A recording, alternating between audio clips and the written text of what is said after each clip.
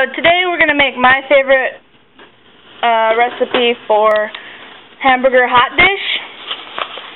And this is my hamburger. It's starting to brown here. It was frozen.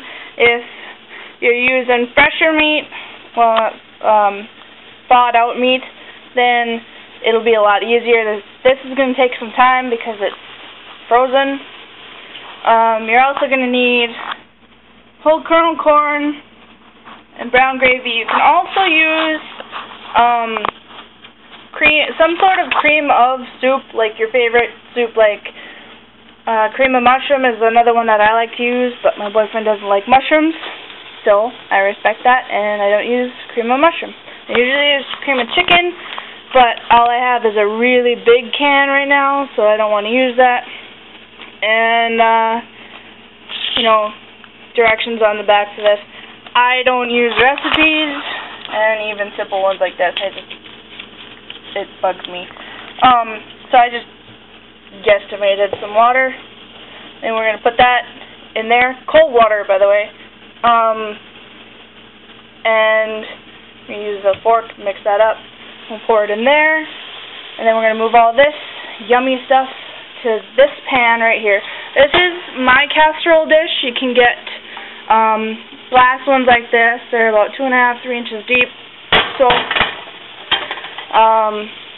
you can also get metal ones. As long as you have a deep one, you're fine. You're also going to need tater tots, which you can pick up pretty much anywhere. And my oven is set to 350. That's my go-to temperature. At least. If it needs to be higher, then you turn it up higher. If it's, if it's lower, turn it lower.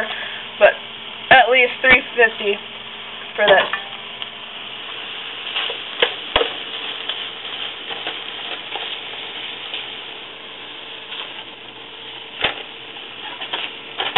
So, I will put a link in the description to get to my blog, which is where the recipe is for this. And again, I don't use recipes. Usually the recipes I write down are me sort of guesstimating in my head about how much I put in. I almost never measure anything. So I know that's a bad thing.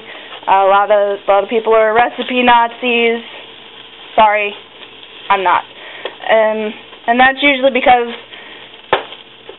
if I've done a recipe once and I remember how to do it, if it was pretty simple, then, it usually comes out better if I remember how to do it instead of just looking through the recipe going, okay, did I do it right? Did I do it right? It just doesn't come out to what I expected it to be if I follow the recipe. That's not to say I don't ever use a recipe, but more often than not, I won't use a recipe unless I've never made the thing before. But this, I've made quite a bit, so I'm not going to use a recipe. Look at that, it's number. Hamburger.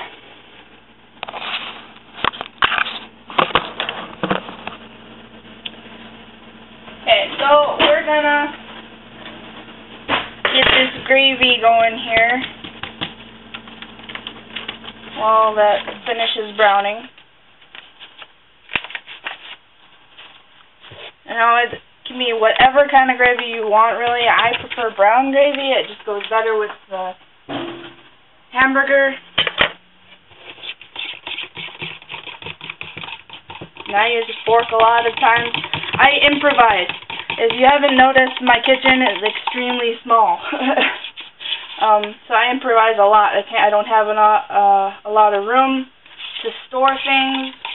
So I have basic stuff like I have a mixer, a hand mixer, and a few other utensils. But mostly I use forks, my hands, whatever.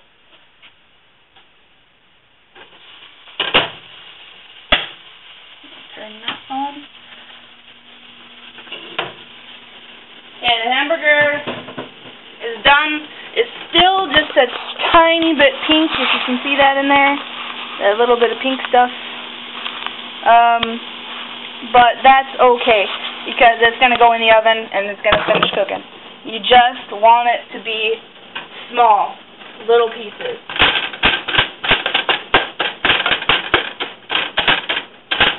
Okay, so we're going to drain off the grease for that so it doesn't get our hot dish all greasy.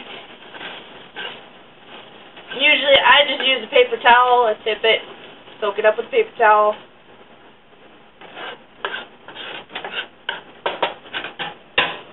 And throw it away.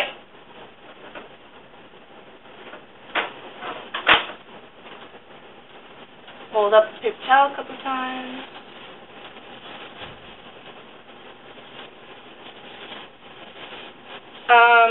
My cooking, usually extremely easy cooking. I'm a college kid. I don't have a lot of money. I don't have a lot of equipment. So if I can do it in a minimalistic kind of way, then I will. Like, you know, once in a while I'll go a little bit out and buy things. Cream cheese, I love to make things with cream cheese. Cream cheese is expensive. So, I substitute it with Neufchâtel cheese because it's usually on sale, cheaper that way. But, anyway. So our hamburger is all done. Slide that right in the pan. I think I might have described this a little bit different on the blog, but that's alright. Because it doesn't matter if you mix it up all in the pan first and then put it in here, or if you put it in here and then throw it all in. It's going to turn out just as good. Get your canned corn.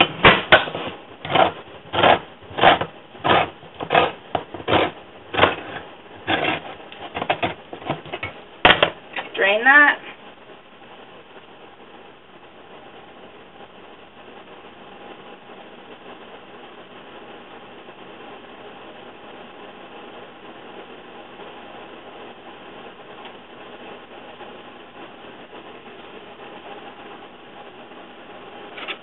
And then pour that, the whole thing in the pan.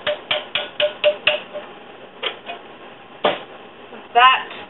And then pour your gravy all over too. I know a lot of people are like, but that's not Hamburger Hotdish, it's got to have carrots and stuff in it. Yes, you can do that. If you want carrots, go ahead and put it in there. Like I say on my blog, a recipe is not set in stone. That's the other thing. Oh, some people just might not like something, or, you know, whatever. You might not have something. It's still going to be okay if you have the majority of your ingredients in there. Okay? So, it's really okay to not have those carrots and those peas in here. This is how I grew up eating this stuff. This is all it is. Okay? My mom made it with soup, usually. I just kind of changed it to gravy once. And I liked it. Okay, so you lay out your tater tots, nice and even. Okay. And that is what it will look like before you put it in the oven. So you put that in the oven.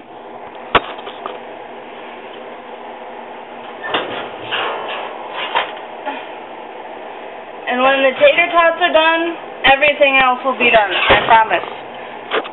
Okay? So I'm going to put that in the oven for about 20 minutes. We'll come back and check on it, and then we'll see where we are. Okay, so it's been about a half hour. I'm going to pull this little baby out of here. See how it's doing. I did check on it about halfway through, and it looked like it was getting a little bit drier than I wanted it, so I whipped up about a half batch of gravy again and poured it all over the top so it'll soak in there real nice. And yeah, so you probably want to let this sit for about 15 minutes not even 15 minutes, about 10 minutes before you eat it, so the gravy thickens up and so it cools down enough so you can eat it without, you know, scalding your mouth real bad. But let's see if I can cut into this baby.